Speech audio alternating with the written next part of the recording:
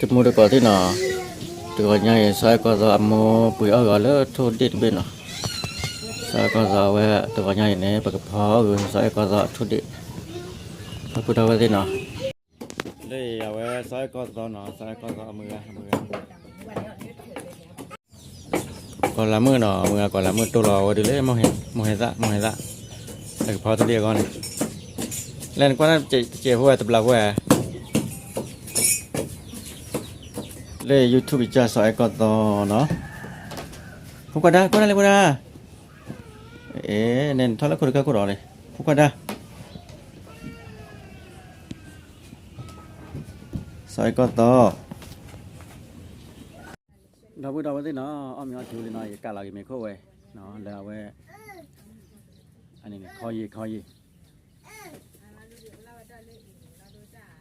ได้บ่ยอดก็ได้เลยได้ยังวะเนาะ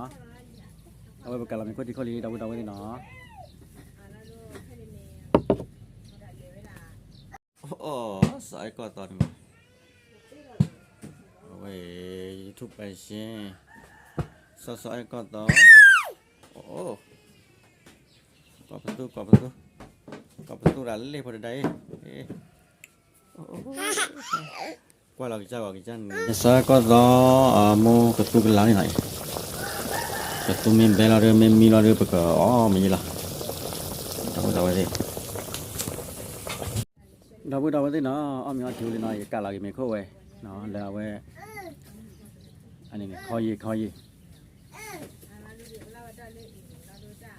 ยได้บ่ยอดก็ได้เลยได้ยังวะเนาะเอาไว้ประกันเราเป็นคนที่เขาลีดาวนี่เนาะ